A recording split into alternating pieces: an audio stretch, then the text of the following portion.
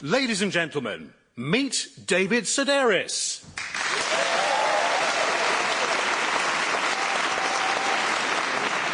Thank you for having me on your radio.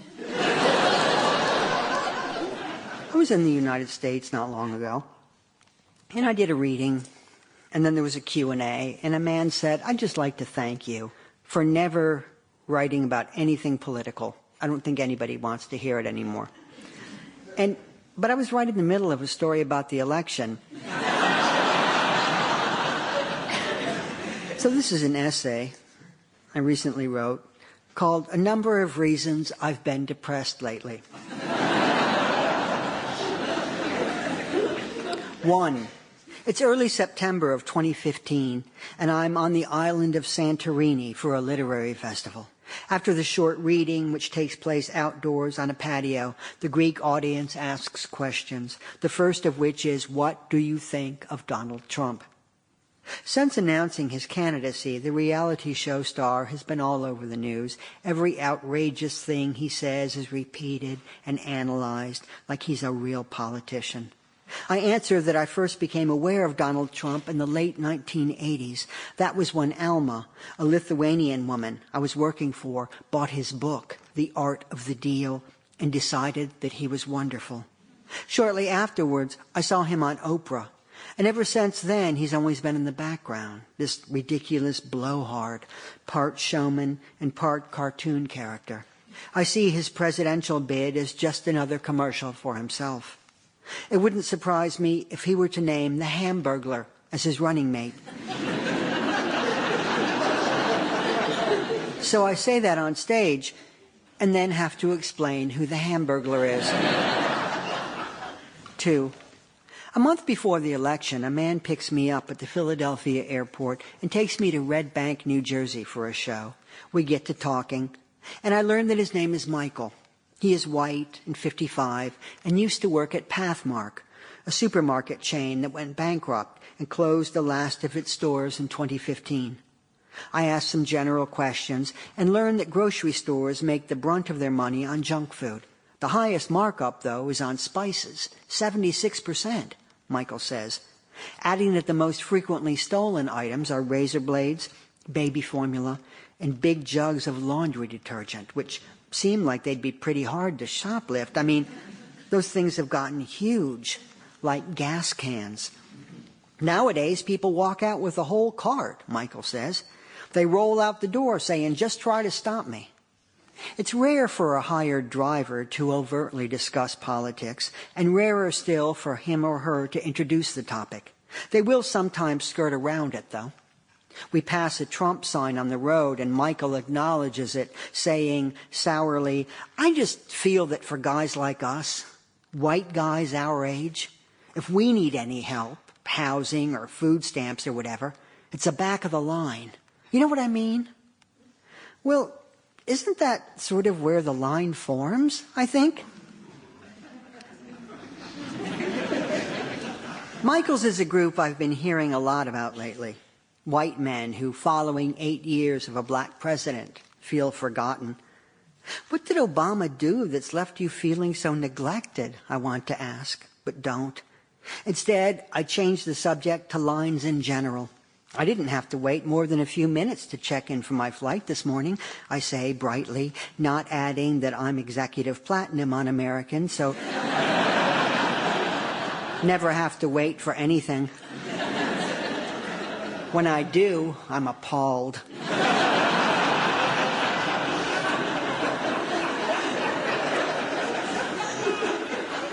3. I donate $1,000 to the Hillary for President campaign, and within what seems like minutes, I get an email from them saying, in effect, "That's great, but can we have more?" Her organization is by no means unique in this regard. Everyone I donate to acts the same way, and I wind up unsubscribing from their emails and resenting them. 4. I talked to a longtime friend of the family who tells me with great authority that Hillary Clinton is a member of the Illuminati, and that she and her husband have killed scores of people, including children who they also sexually molested. You're kidding, right? I say. He's not. And within minutes, words are shooting from his mouth like water from a fire hose. It's hard to catch it all, but I do grab hold of. You think it's a coincidence that Prince was murdered on Queen Elizabeth's birthday?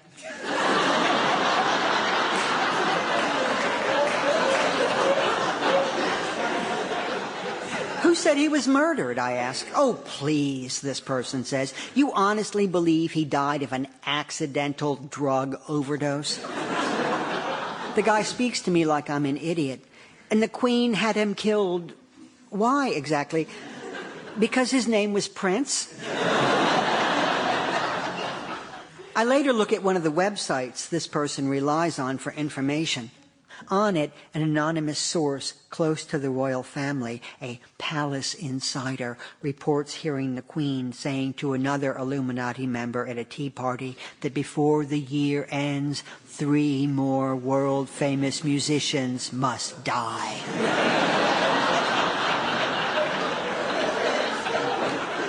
According to the article, she cackled when she said it. The way a witch might. None of the websites my friend looks at say anything bad about Donald Trump. Rather, he is hailed as a man of peace. The ones they hate are George Soros, of course, and, surprisingly, Bill Gates, who has murdered more innocents than even the Clintons, apparently. My friend gets almost feverish when he talks about these people and the way they're all connected. Queen Elizabeth leads to Jay-Z, leads to the Centers for Disease Control, leads to the faked Sandy Hook shooting, and the way the government staged 9/11. I want to laugh. Then I want him to laugh and say, just kidding. But he honestly believes all this and is frustrated that I won't believe it as well. Wake up, he says. 5. An article in the New York Times suggests that Trump should run with a Hamburglar, and I think, hey, that's my line.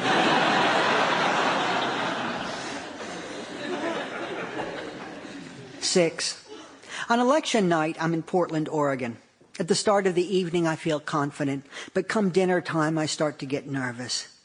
I eat alone in the fancy hotel restaurant, watching the waiters and waitresses for clues that I'm worrying over nothing. Any news, I keep asking, taking it for granted that, like me, they voted Democratic. They have ironic tattoos and know about wine, so who else could they have been for, I think? Back in the room, I turn on the radio and look at the electoral map online. I go to bed, reach for my iPad, shut my eyes, reach for my iPad. When the election is called for Trump, I lie there, unable to sleep. In the middle of the night, I go down to the fitness center and watch the little TV embedded in my elliptical machine. The news had been telling me for months that Clinton was a shoo-in. Now they want me to listen as they soul search and determine how they got it so wrong. Go to hell, I say to the screen. Back in my room, I take a bath and get into bed. Staring at the ceiling, wide-eyed, I suddenly think of Cher and realize that what I'm feeling, she's feeling as well.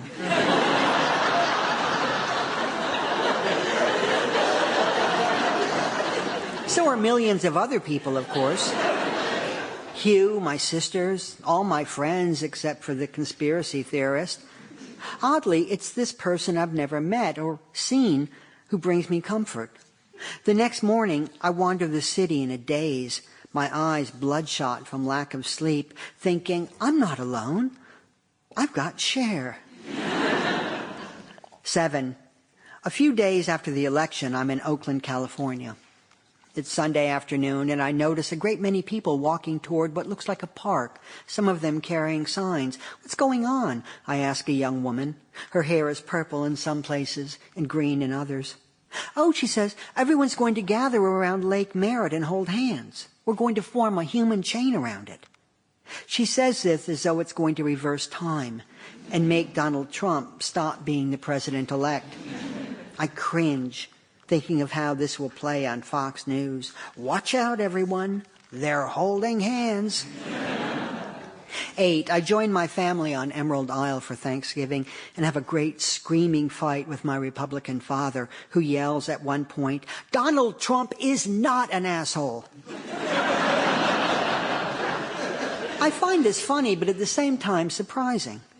Regardless of whether or not you voted for him, I thought the president-elect's identity as a despicable human being was something we could all agree on. I mean, he pretty much ran on it. Later in the argument, my father shouts, "He's the best thing that's happened to this country in years, and it was just locker room talk." I'm in locker rooms 5 days a week and have never heard anyone carry on like Trump in that video, I argue. And if I did, I wouldn't think, wow, that guy ought to be my president.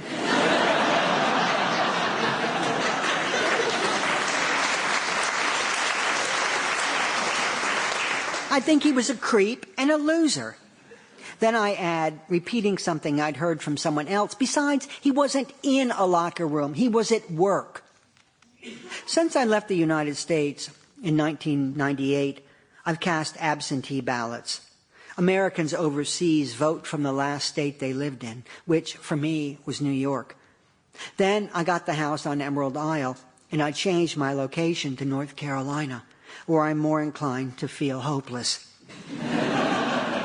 In 1996, and lined at the grocery store in Lower Manhattan, I'd look at the people in front of me thinking, Bill Clinton voter, convicted felon, Bill Clinton voter, foreign tourist, felon, Bill Clinton voter, 16-year-old with fake ID trying to buy beer, insane person who thinks that the president, no matter if he's Republican or Democrat, is going to implant a chip in his brain, and holding up the line while she argues about coupons, disgruntled dole voter getting her revenge. At the Food Lion I stomp off to after the fight with my father on Emerald Isle, it's Trump, Trump, Trump, Trump, Trump, and then the cashier who also voted for him. Of course, these are just my assumptions. The guy in the T-shirt that pictures a semi-automatic rifle above the message, "Come and take it." The one in fatigues buying 2 12-packs of beer and a tub of rice pudding didn't necessarily vote Republican. He could have just stayed home on Election Day and force-fed the women he holds captive in the crawl space.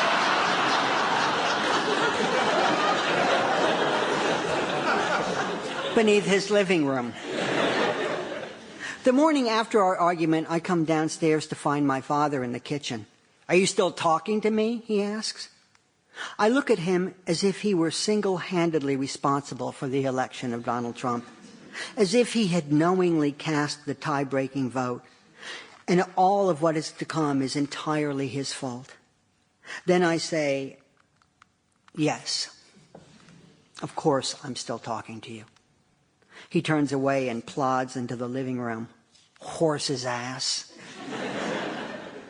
9. On Christmas morning at home in England, I climb into the loft space above the bathroom in search of some presents I'd wrapped months earlier. The ladder I'm using is wooden and has only 2 legs, which slip on my freshly waxed floor. I fall from a distance of 6 feet and land with a bang on my left side, fracturing 8 ribs. Lying on the floor, stunned, and in the greatest pain of my life, it occurs to me that I might die before Trump assumes office, and that maybe that won't be such a terrible thing. Amy runs out of the guest room then, and Hugh charges up the stairs from the basement, both of them asking, "What happened?" and "Are you all right?" I don't want to ruin Christmas, so say, "I'm fine. I'm fine." Fine people, though, don't need 10 minutes to get off the floor. Hugh phones the NHS, and after being asked a number of preliminary questions, I'm put through to a nurse who introduces herself as Mary. "Who are you again?" I ask. "Mary," she repeats. Not, I notice, Mary Stewart or whatever her last name is. Everything in America is based on lawsuits, on establishing a trail. In the U.S., I'd be told to come in immediately for x-rays, but in England, they figure that unless you're unconscious or leaking great quantities of fluid, blood, pus, etc., there's no point wasting everyone's time. Mary asked me a number of questions that determine whether or not I pierced a lung, which apparently I have not. But it really hurts when I cough, I tell her. Well, David, she says brightly, then my advice to you would be not to cough and to have a lovely Christmas. I later learned that what I suffered was called blunt force trauma.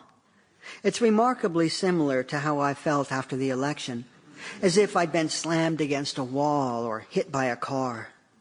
Both pains persist, show no signs, in fact, of ever going away. The damage is permanent. I will never be the same as I was before the election/accident. A lovely Christmas is out of the question. Every day I lie on the floor and clutch my sides, stunned. 10. I hold on to the most unreasonable hope. The Electoral College will come to its senses and say, we cannot let this happen. It will turn out that Russia tampered with our voting machines, yet nothing stops the advancing truck. On Inauguration Day, I am in Seattle. Late in the afternoon, my old friend Lynn sends me a photo of an anti-Trump sticker someone found in Japan. It's cleverly designed, 3 peaks that on second glance turn out to be Trump sandwiched between 2 Klansmen. I want to write back and say, ha! But instead, as a joke, I respond, Dear Lynn, I'm sorry you're so opposed to change or too small-minded to move past your narrow assumptions. In the future, I'd appreciate your keeping things like this to yourself. David. A minute later, I send a follow-up email that says, just kidding, and it bounces back.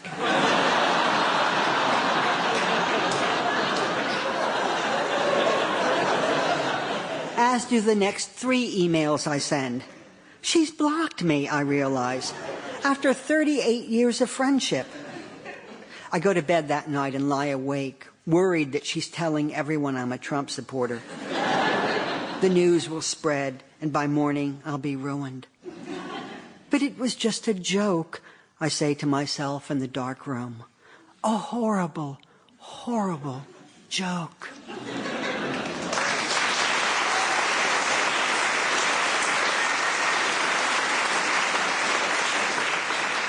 I was going to read a few things here from my diary.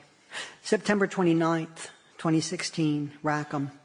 I was getting ready to take a bath and was in the bedroom undressing when I felt a sudden severe pain on what would be the instep of my left foot if I had an instep. I was in my stocking feet and had just removed the sock, expecting to find a sliver of glass when I saw a wasp writhing on the floor beside the bed. Son of a bitch, I said. You come into my house and sting me on the foot when I've never done anything to you? What was he doing walking? Had the joy of flying worn off?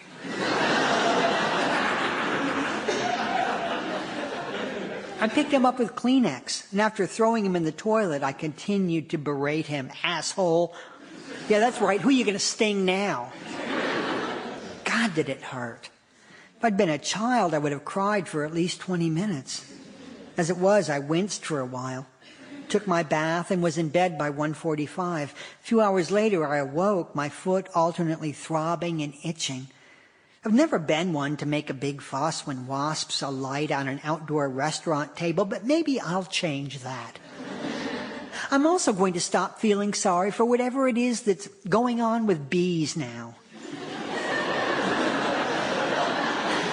Whatever that problem they're having is. Confusion or mass suicide. From this point on, bees can kiss my ass. October 28th, 2015, South Bend. Near the start of last night's book signing, I met 2 brothers, one of whom was named Nick. We have a 3rd brother as well, but he couldn't make it on account of he's Amish, he said. Converted. I didn't know you could do that, but apparently it's possible. He turned on account of a woman, Nick said. I asked where he met this woman and was told that the 2 had worked together at a fence factory. Chain link or picket, I wanted to ask.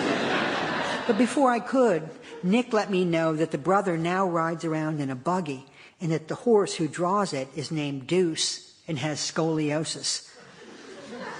I wasn't aware that horses could get that, I said. Nick laid his book on the table. Sure can. More was said, but I couldn't quite follow it as my head was swimming. Amish conversion, fence factory, horse with scoliosis named Deuce. I didn't really come out of it until this morning. November 21st, 2015, Reno, Nevada. I got to LAX earlier than I expected yesterday. I decided to have lunch there instead of in Reno, where I'd be trapped in the huge casino hotel. There was a place not far from my departure gate, so I took a seat at the counter and ordered a salad. On one side of me, a young woman fiddled with her phone, and on the other, a young man did the same. He was perhaps in his early 30s, well-dressed without being dressed up, and eating a small pepperoni pizza. When he walked away, leaving half of it, I looked over and thought, why not? It wasn't like he'd licked it or anything. If I didn't finish it, it would just be thrown away, and why waste food? The real question was whether or not I wanted pizza, or rather all the calories that came with it. I'd had a soft ice cream cone the day before in San Francisco, and wasn't that enough? Just as I decided one slice wasn't going to kill me, the fellow returned from what I guess was a bathroom.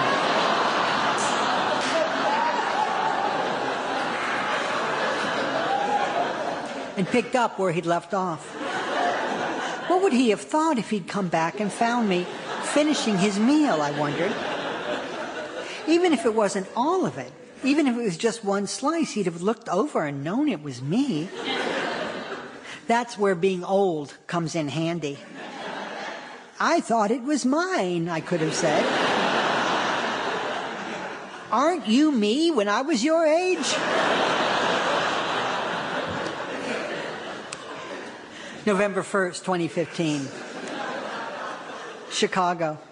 Over dinner last night at a place called Kookabura, Lisa turned to my friend Adam. Are you familiar with a newspaper called The Onion? She asked.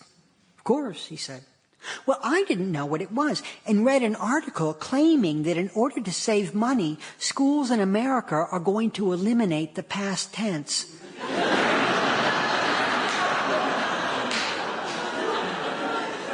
Oh, God, Adam said. And he covered his mouth the way he almost always does when he laughs.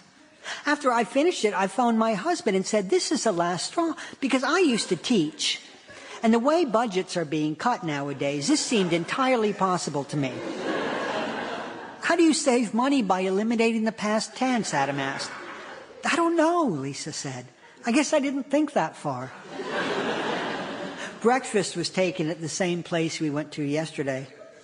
Only this morning we were waited on by a young man instead of a woman. He might have been in his late 20s and was tall and powerfully built with black curly hair and a beard that was 3 inches long. His lips were well defined and his mouth was oddly small, almost like a child's. The fellow spoke with an accent I couldn't quite place. So as he handed us our menus, I asked where he was from. Iraq, he said. I have been in the United States for 1.5 years. Are you an actor? I asked. Have you been in the newspaper? I feel like I know you from somewhere. He stood there for a moment, helpless, and then went to fetch our coffees. All through our meal, it drove me crazy. Where have I seen that guy? Our food was delivered, and just as I was finishing, it came to me. You know who he looks like? Neptune, the Roman god of the sea. Oh my God, Lisa said, you're right. It's his build coupled with his beard and his tiny mouth, I told her. She nodded, the spitting image. You know how yesterday's waitress drew a smiley face on our check? I said. I bet he draws a trident. Lisa laughed, then she looked out the window and told me that her ears itched. Then scratch them, I said. I mean on the inside, she explained. I mean where I can't get at them. We had a lot to do this morning, so I caught our waiter's attention and made the international symbol for check, please.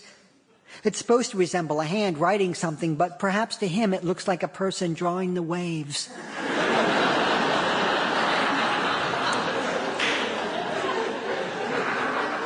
Oh, Poseidon, Lisa said as we left. I pointed out that Poseidon was the Greek god of the sea, while our waiter had been the Roman one. Isn't it great that we know that? I said as we walked back to our hotel. Or, I mean, great that I do. Who says an elementary school education is worthless? Lisa zipped up her jacket. Not me. I used to teach. April 16th, 2016, New York. There were only 2 guest elevators at the Excelsior Hotel. You can wait quite a long time for one to come along. So if I'm in the lobby going up, I always check to see if anyone else is coming before I press the button. Late yesterday morning, it was a group of 4 women, all plump and American and in their mid-40s. Thank you, they panted as they piled in behind me. No problem, I said, changing my mind as each of them pressed a button for a different floor. We're all over the place, one of the women said, and the others shrieked. Their laughter was sudden and shrill, and the sound of it caused me to wince. Marcy here's a crazy one, a woman in a brown turtleneck said, and they all cracked up. Me? The one named Marcy said. What about you on that double-decker bus? I was on 11, but our first stop was 2. Where I glared at the woman getting off and thought, couldn't you have walked? There are stairs off the lobby. I've taken them 1,000 times. Making it worse, instead of just stepping out of the elevator, the woman turned to hug her friends and say how much she was going to miss him. You tell Gary hello from me. You say the same to Mark. The door started closing, so one of them held it open, and that set them all to laughing as well. How funny, we're holding things up.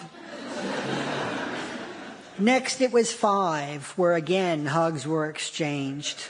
Thank you so much, Mary Beth, for organizing the trip. No, thank you for coming. Are you kidding? I'd take any excuse to get away from Brian and the kids. On 9, the third woman got off. Hugs were exchanged, and after the door had closed behind her, the one remaining woman turned to me, her eyes moist from laughter. I bet you'd never have held the elevator if you'd known we were all so crazy. Actually, no, I said.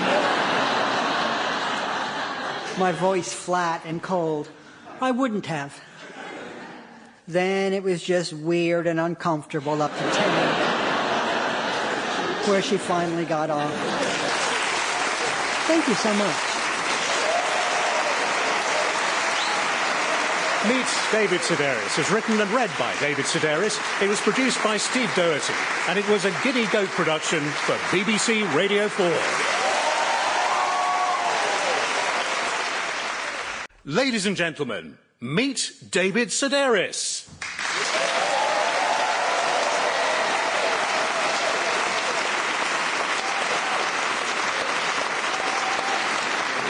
Thank you. This is a story that I had in the New Yorker not long ago, and it's called The Perfect Fit. I'm not sure how it is in small families, but in large ones, relationships tend to shift over time. You might be best friends with one brother or sister, then 2 years later it might be someone else. Then it's likely to change again and again after that. It doesn't mean that you've fallen out with the person you used to be closest to, but that you've merged into someone else's lane, or had him or her merge into yours. Trios form, then morph into quartets, before splitting into teams of 2. The beauty of it is that it's always changing. Twice in 2014, I went to Tokyo with my sister Amy. I'd been 7 times already, so was able to lead her to all the best places, by which I mean stores. When we returned in January of 2016, it made sense to bring our sister Gretchen with us. Hugh was there as well, and while he's a definite presence, he didn't figure into the family dynamic. Mates to my sisters and me are seen mainly as shadows of the people they're involved with. They move. They're visible in direct sunlight. But because they don't have access to our emotional buttons, because they can't make us 12 again, or 5 and screaming, they don't really count as players. Normally in Tokyo, we rent an apartment and stay for a week. This time, though, we got a whole house. The neighborhood it was in, Ebisu, is home to one of our favorite shops, Capital. The clothes they sell are new, but appear to have been previously worn, perhaps by someone who was shot or stabbed, and then thrown off a boat. Everything looks as if it had been pulled from the evidence rack at a murder trial. I don't know how they do it. Most distressed clothing looks fake, but not theirs for some reason. Do they put it in a dryer with broken glass and rusty steak knives? Do they drag it behind a tank over a still smoldering battlefield? How do they get the cuts and stains so right? If I had to use one word to describe Capital's clothing, I'd be torn between wrong and tragic. A shirt might look normal enough until you try it on and discover that the armholes have been moved and are no longer level with your shoulders like a capital T, but further down your torso like a lowercase one. Jackets with patches on them might senselessly bunch at your left hip, or maybe they poof out at the small of your back where for no good reason there's a pocket. I've yet to see a pair of Capital trousers with a single leg hole, but that doesn't mean the designers haven't already done it. Their motto seems to be, why not? Most people would answer, I'll tell you why not. But I like Capital's philosophy. I like their clothing as well, though I can't say that it always likes me in return. I'm not narrow enough in the chest for most of the jackets. But what was to stop me on this most recent trip from buying a flannel shirt made of 5 differently patterned flannel shirts, ripped apart, and then stitched together into a kind of doleful Frankentop? I got hats as well, 3 of them, which I like to wear stacked up, all at the same time, partly just to get it over with, but mainly because I think they look good as a tower. I draw the line at clothing with writing on it, but numbers don't bother me. So I also bought a tattered long-sleeve T-shirt with 99 cut from white fabric and stitched to the front before being half burned off. It's as though a football team's plane had gone down, and this was all that was left. Finally, I bought what might be called a tunic made of denim and patched at the neck with defeated scraps of corduroy. When buttoned, the front flares out, making me look like I have a pot belly. These are clothes that absolutely refuse to flatter you, that go out of their way to insult you, really. And still, my sisters and I can't get enough.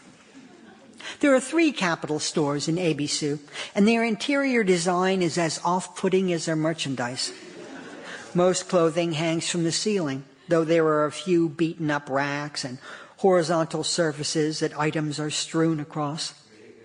At one of the shops, the window display consisted of 3 carved penises, arranged from small to large. The most modest was on par with a Coleman thermos, while the king-size one was as long and thick as a wrestler's forearm. Amy's eyes popped out of her head, and before I could stop her, she hoisted the middle one out of the window, crying, "Oh my goodness, it's teak!" I thought from out on the sidewalk it was mahogany,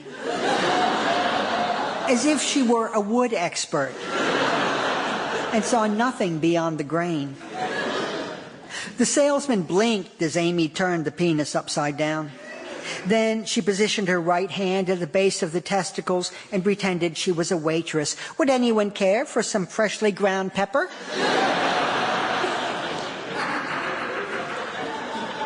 There are 3 other branches of Capital in Tokyo, and we visited them all and stayed in each one until our fingerprints were on everything. My God, Gretchen said, trying on a hat that seemed to have been modeled on a used toilet brush and adding it to her pile. This place is amazing. I had no idea. The main reason we asked Gretchen to join us is that she understands shopping.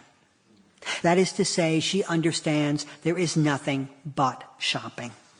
Unlike our brother Paul or our sister Lisa, whose disinterest in buying things is downright masculine. She and her husband Bob don't exchange Christmas gifts, but will rather go in on something. A new set of shelves for the laundry room, for instance, or a dehumidifier. They usually buy whatever it is in midsummer, so by December it's been forgotten. It's the same with their anniversary and birthdays. Nothing. But you can change that, I often tell her. Right, she says, the way I do when someone suggests I learn how to drive. And it's not just big ticket items. She and I were at O'Hare Airport one afternoon and passed a place that sold nuts. Why don't you get some for Bob, I asked. There would be a nice little something to bring him as a gift. She looked at the stand, a cart, really, and frowned. I would, but his dentist told him he has brittle teeth. He doesn't have to crack them open in his mouth, I said. Everything here is pre-shelled. That's okay. I would never leave town and not bring Hugh back a gift, nor would he do that to me, though in truth I had to train him. He's normally not that much of a shopper, but Tokyo seems to knock something loose in him. Perhaps it's because it's so far away. The difference is that he's ashamed of it. I think it's something he gets from his mother, who considers shopping to be wasteful, or worse still in her book, unserious. Why go to a store when you could go to a museum, she might ask. Because the museum doesn't sell shit?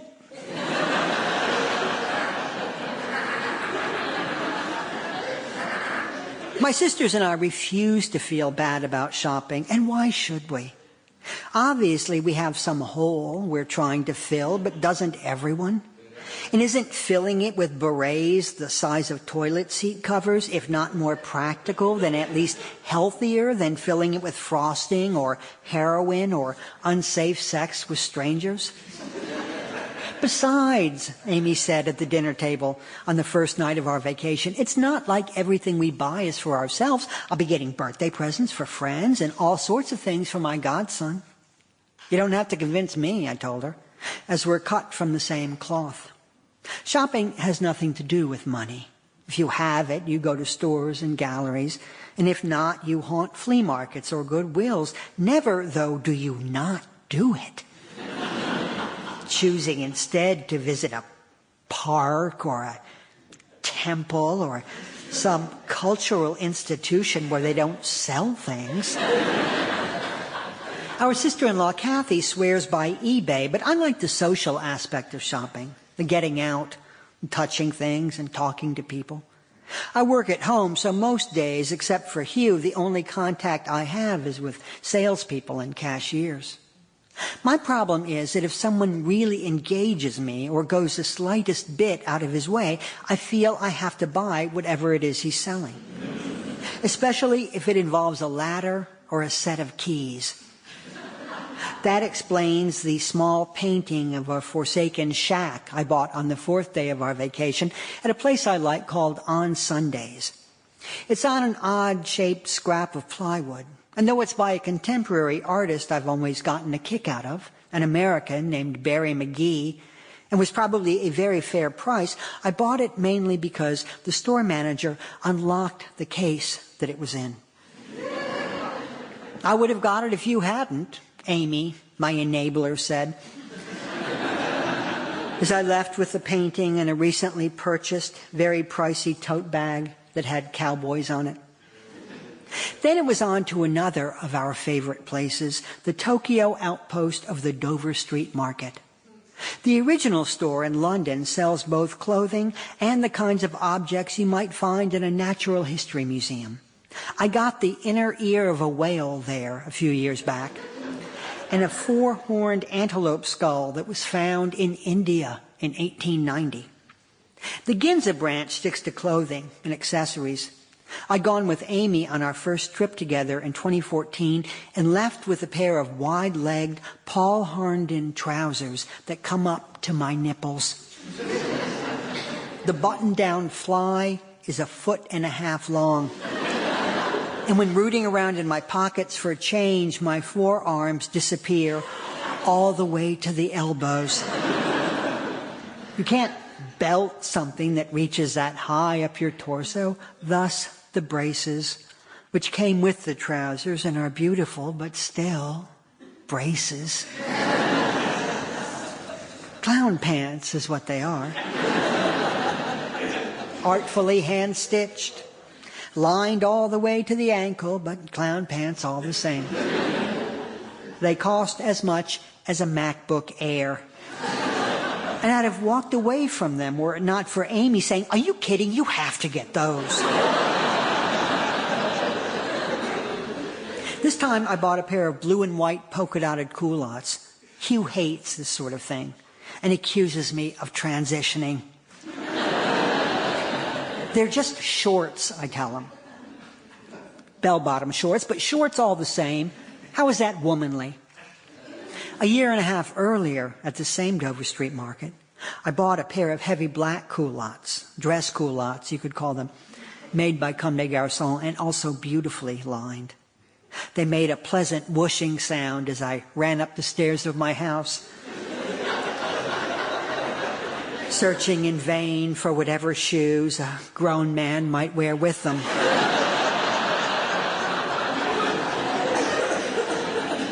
Hugh disapproved, but again, I thought I looked great, much better than I do in regular trousers. My calves are my one good feature, I reminded him as he gritted his teeth. Why can't I highlight them every now and then?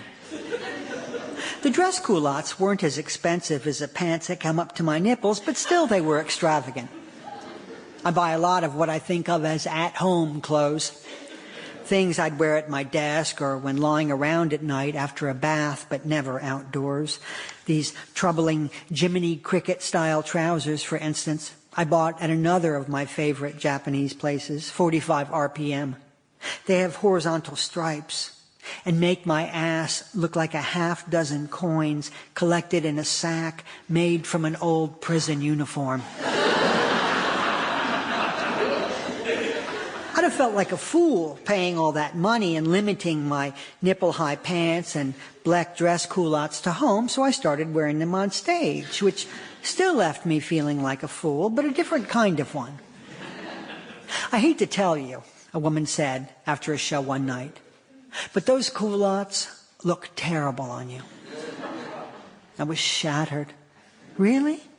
They're way too long, she told me. And so I had them shortened. Then shortened again, at which point they no longer made the pleasant whooshing sound and were ruined. Are these too long for me? I asked the saleswoman on our most recent trip. Not at all, I'm pretty sure she told me.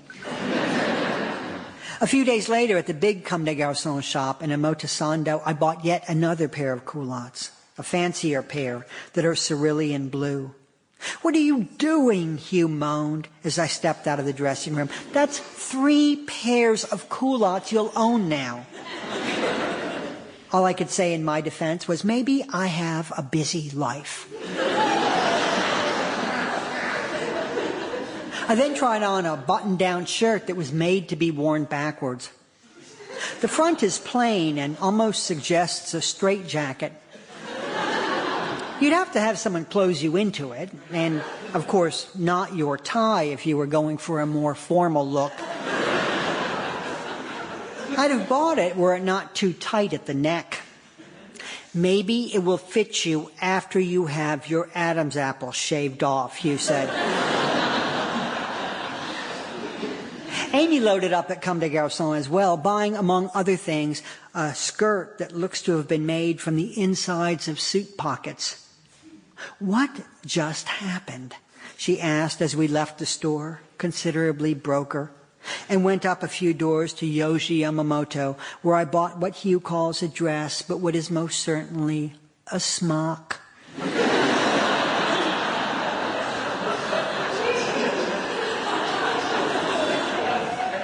A denim one that has side pockets.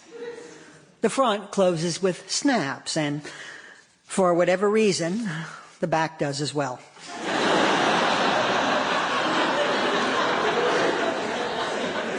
Most days we returned to our rental house groaning beneath the weight of our purchases.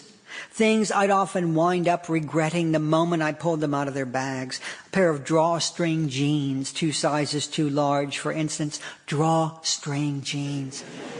Or a wool shirt that was relatively sober and would have been great were I able to wear wool. As it is, it causes me to itch and sweat something awful. Then why did you get it? Hugh asked. Because everyone else got something, I told him, adding that it was on sale and I could only send it to my father, who might not wear it but would undoubtedly appreciate the gesture. Shopping with my sisters in Japan was like being in a pie-eating contest, only with stuff. We often felt sick, dazed, bloated, vulgar, yet never quite ashamed. I think I need to lie down, I said one evening, maybe with that brand new $80 washcloth on my forehead. Nothing was a total waste, I reasoned, as paying for it gave me a chance to practice my Japanese. I am buying something now, I'd say as I approached the register. I have money. I have coins, too. As if he or she had been handed a script, the cashier would ask where I was from and what I was doing in Tokyo. I am American, I said, but now I live in England. I am on vacation with my sisters. Oh, your sisters. Then I started saying, I am a doctor. What kind? Asked a woman who sold me a bandana with pictures of fruit and people having sex on it. Children's doctor, I said. I didn't set out to misrepresent myself, but didn't know the words for author or trash collector. Doctor, though, was in one of the 90 teach-yourself Japanese lessons I had reviewed before leaving England. I loved the respect being a pediatrician brought me in Japan. Even when I wore a smock and had a tower of 3 hats on my head. You could see it in people's faces. I grew before their very eyes. Did you just tell that lady you're a doctor? Amy would ask. A little, I'd say. A week after leaving Tokyo, I was on a flight from Hobart, Tasmania to Melbourne. And when a passenger got sick and the flight attendant asked if there was a physician on board, my hand was halfway to the call button before I remembered that I am not, in fact, a doctor, that I just play one in Japan.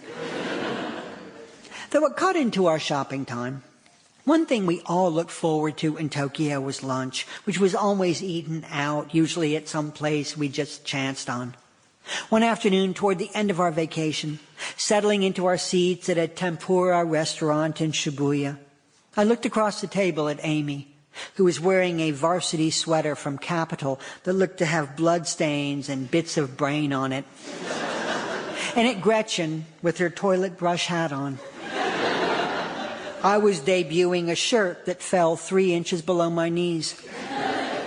It was black and made me look like a hand puppet.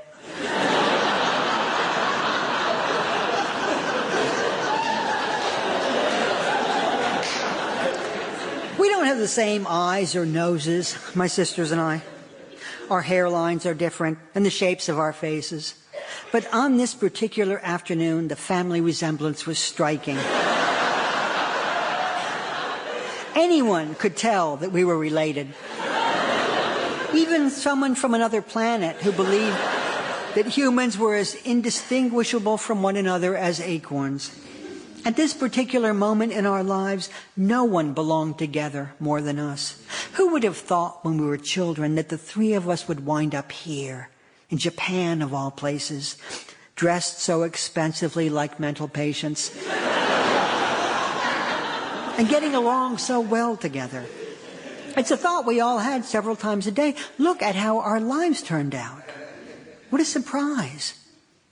When the menus came, Gretchen examined hers upside down.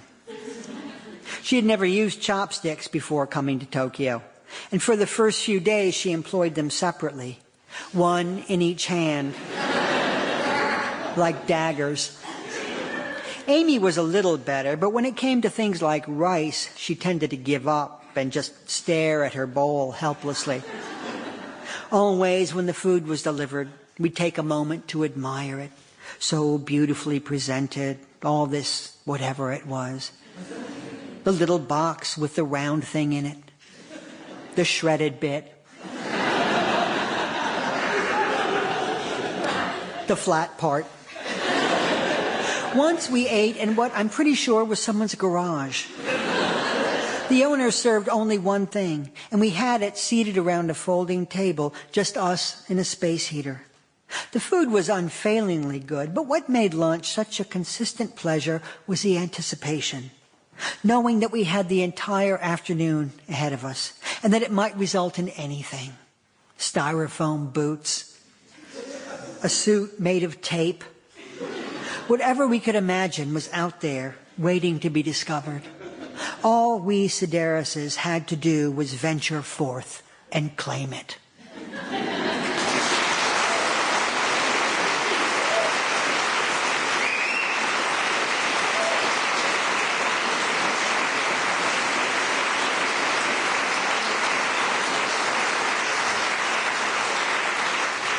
So if anybody has any questions, you certainly don't have to have a question, but I don't think I've ever made fun of, I remember I went and saw Susan Sontag one time, and somebody asked a question, and she said, "That's the stupidest question I've ever heard in my life."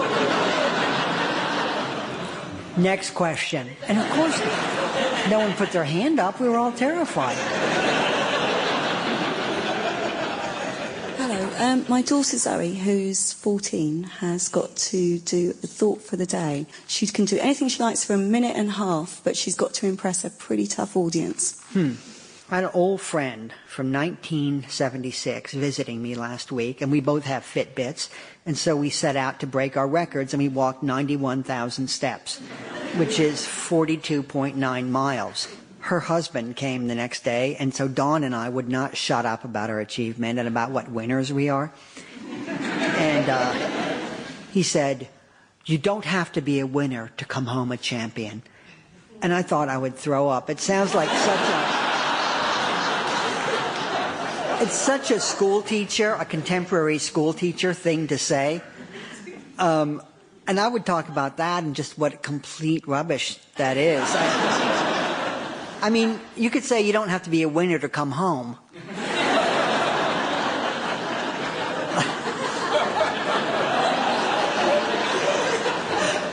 But I think you kind of do have to be a winner to come home a champion. Have you ever lied about your age? Oh, have I ever lied about my age? I don't believe that I have. I'm 60 years old now. What I could get away with, like if I said I'm 58, what would it get me?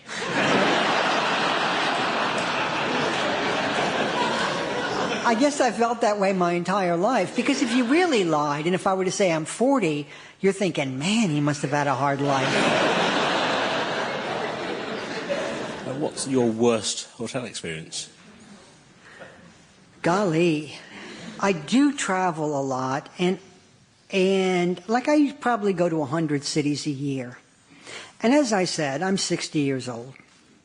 So what that means is that I don't have to feel apologetic about needing to stay at the Four Seasons or the Ritz-Carlton. I think it's in my contract that I have to be in the nicest hotel in town. And if there's not a nice hotel, then I'll go to another town and drive there for the show. And the thing is, if you stay at a horrible hotel, you always leave with a story. And if you stay at a nice hotel, you never leave with one. But at the same time, you also want to leave with your computer.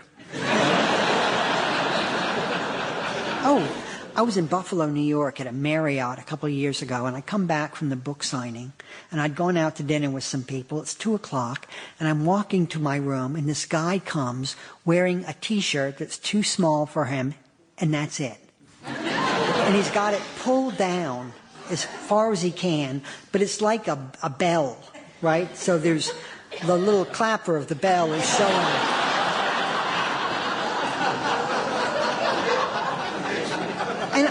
And I'm thinking, where are you going?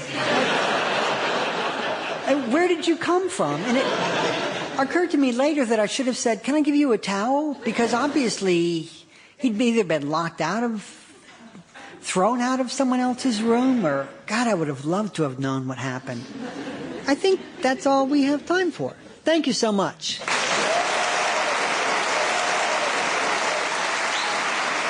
Meet David Sedaris, as written and read by David Sedaris. It was produced by Steve Doherty, and it was a Giddy Goat production for BBC Radio 4.